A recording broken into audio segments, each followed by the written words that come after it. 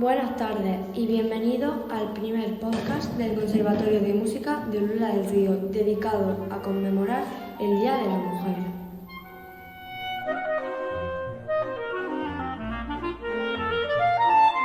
Somos Elena y Juan Jesús y nuestro primer podcast va dedicado a visibilizar el papel de la mujer como directora de orquesta.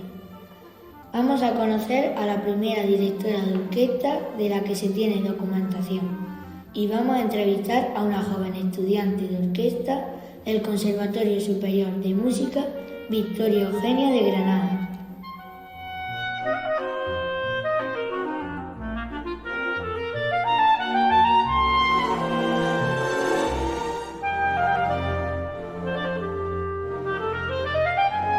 A principios de la década de 1900 ya existía el teléfono, el Zeppelin, los frenos de disco y se abrió el canal de Panamá.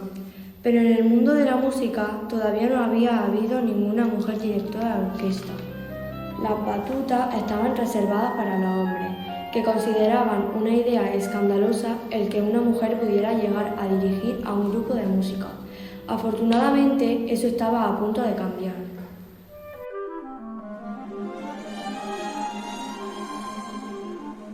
Antonia Luisa Brico fue una mujer muy especial, que nació hace muchos años, en 1902, en Holanda.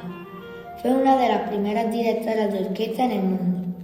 Imagina que dirigir una orquesta es como ser el capitán de un barco musical, y Antonia fue una gran capitana. Desde pequeña, Antonia amaba la música. Cuando era niña soñaba con dirigir una orquesta, pero en esa época muchas personas pensaban que solo los hombres podían hacer ese trabajo. Sin embargo, Antonia no se rindió y siguió su sueño. Cuando era joven, se mudó a los Estados Unidos, un país lejano, para estudiar música. Allí enfrentó muchos desafíos, pero nunca perdió la esperanza. Estudió duro y practicó mucho, y finalmente logró su sueño de dirigir una orquesta.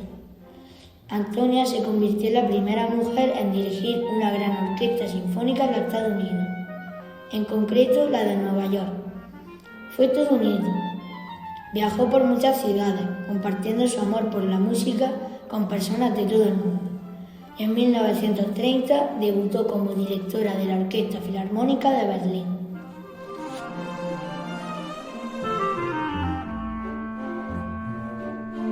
A lo largo de su vida, Antonia inspiró a muchas personas, especialmente a las niñas y mujeres que soñaban conseguir su pasión por la música. Les enseñó que, con determinación y trabajo duro, se pueden lograr grandes cosas. Aunque Antonia enfrentó muchos desafíos, nunca dejó de creer en sí misma y en su música. Su valentía y dedicación nos recuerdan que no hay límites para lo que podemos lograr si perseguimos nuestros sueños con amor y determinación. Antonia Luisa Brico siempre será recordada como una pionera en el mundo de la música y su legado perdurará para siempre. Si queréis saber más sobre ella, no os perdáis la película documental Antonia, retrato de una mujer.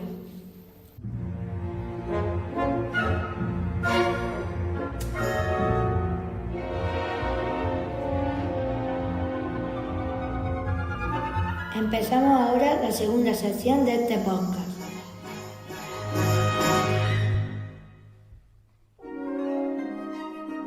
Os presentamos ahora a una joven estudiante de dirección de orquesta en el Conservatorio Superior de Música Victoria Eugenia de Granada.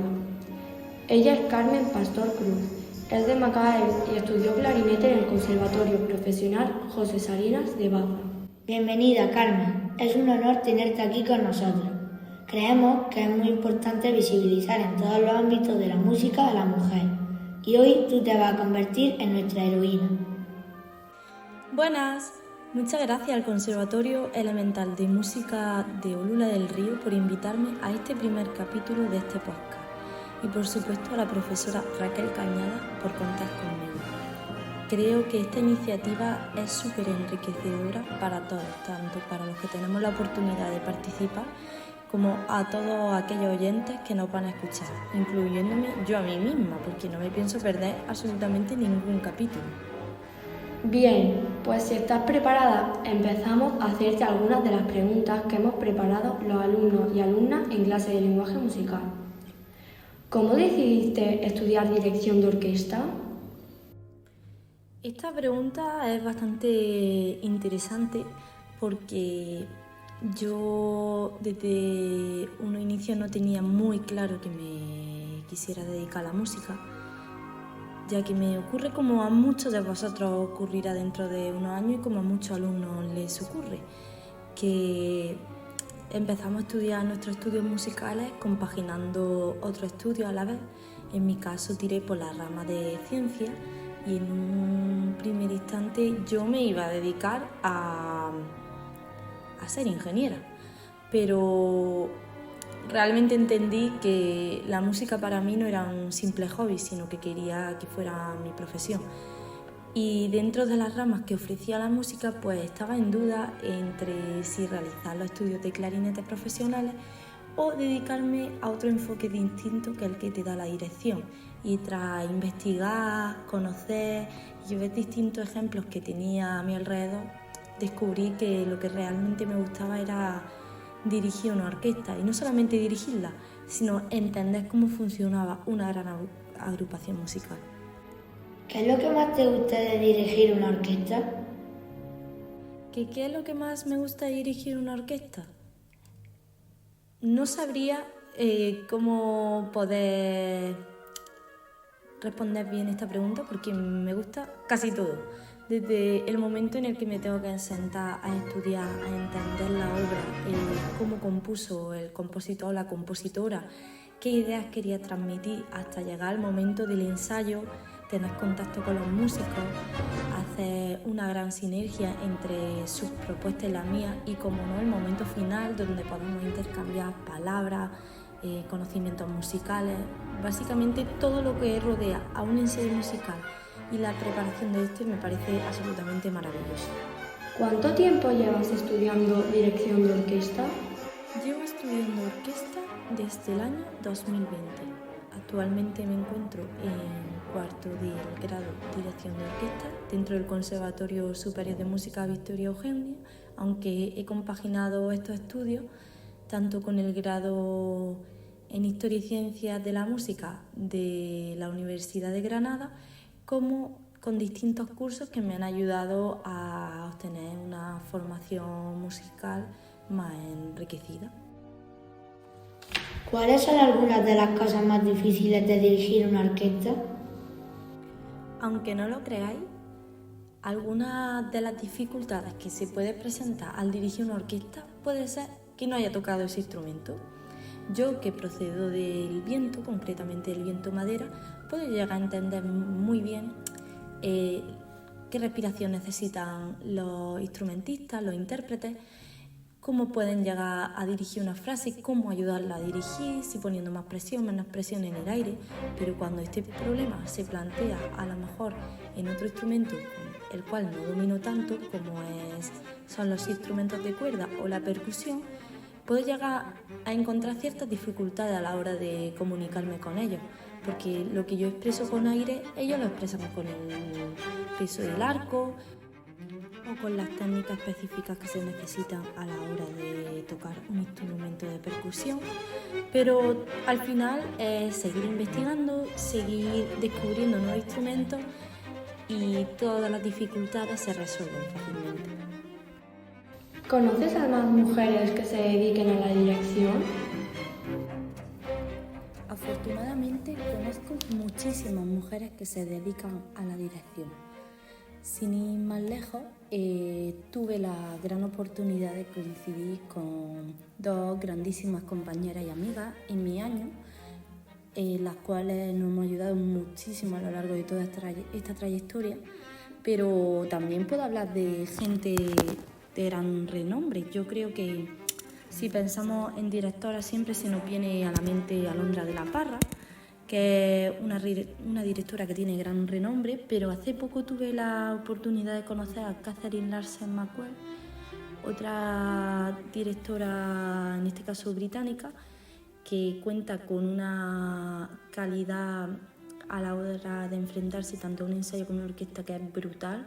Conoce las partituras súper bien, te da un punto de vista muy interesante cada una de ellas.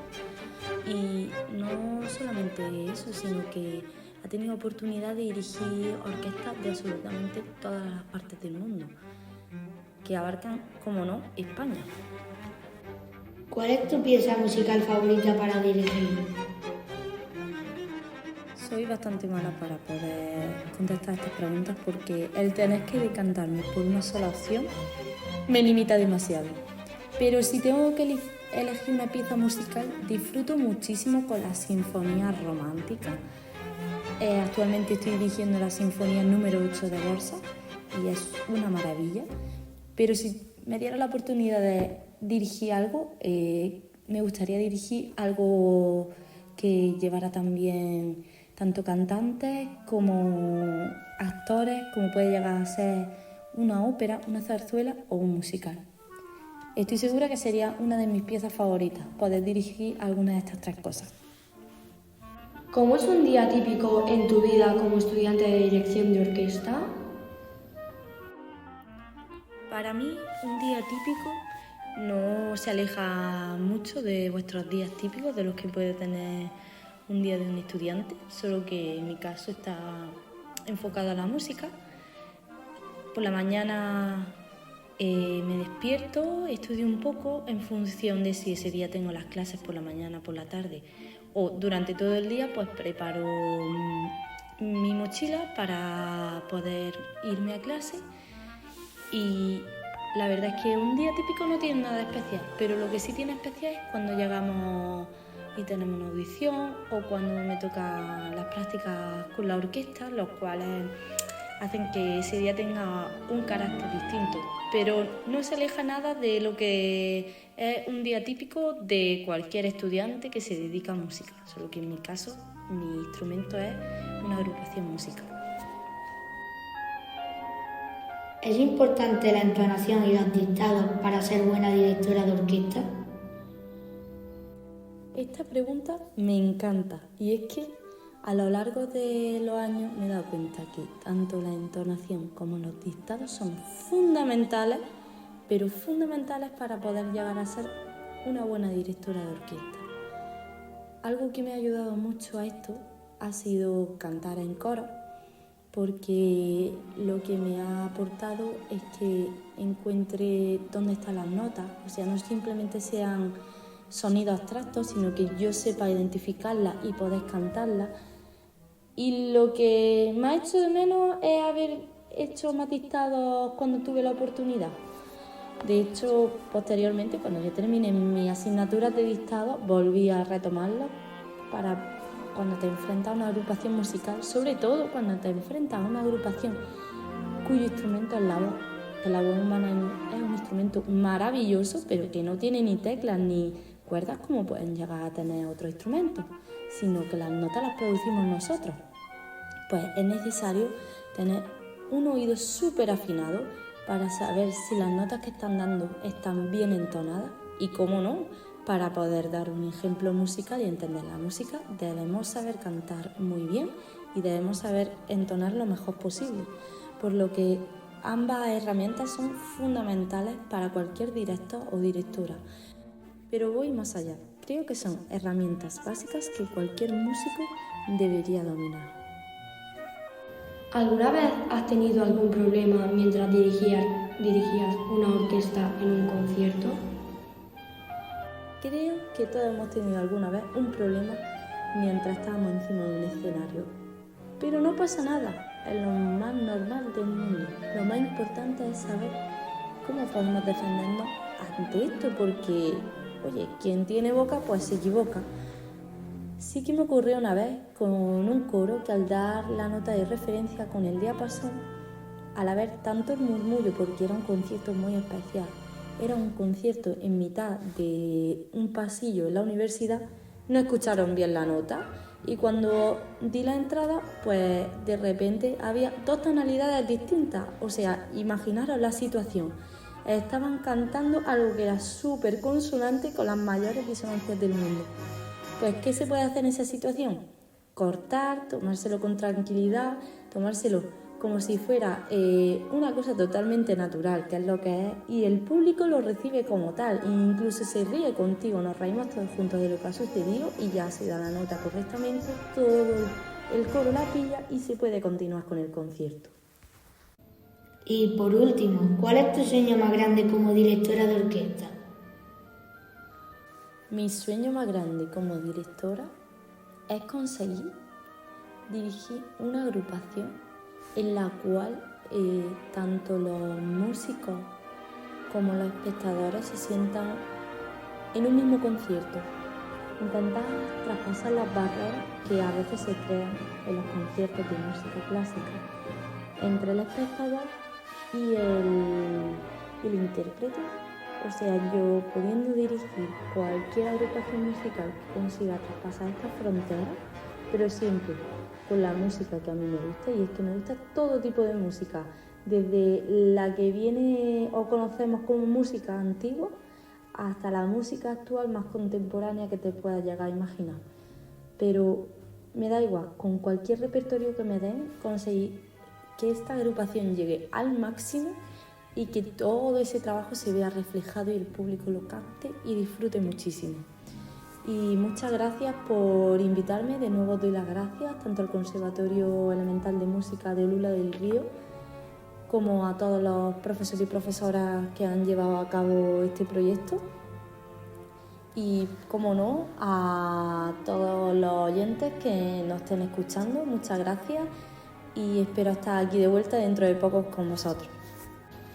Carmen, nos ha encantado y creemos que nos has transmitido tu pasión por la música y por la dirección. Te deseamos muchos éxitos y esperamos verte en los mejores escenarios con las mejores orquestas o bandas. Muchas gracias por dedicarnos tu preciado tiempo.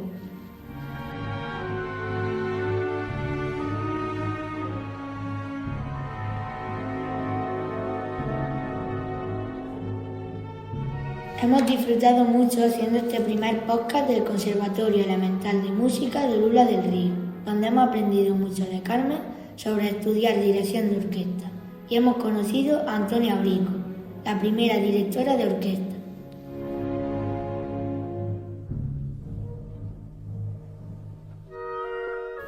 Agradecemos a todas y cada una de las personas que han hecho posible este podcast, al alumnado por preparar las preguntas, al profesorado por su idea y puesta en práctica, y a los técnicos Pepe, Ana Belén y Raquel por ayudarnos en la producción.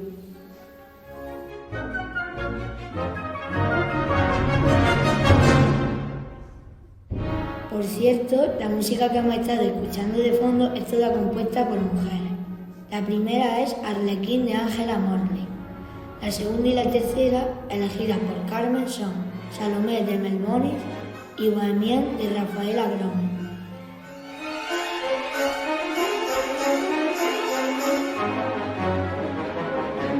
Podéis hacer comentarios del podcast y si os ha gustado nos animamos a hacer una segunda edición para conmemorar otra cita importante.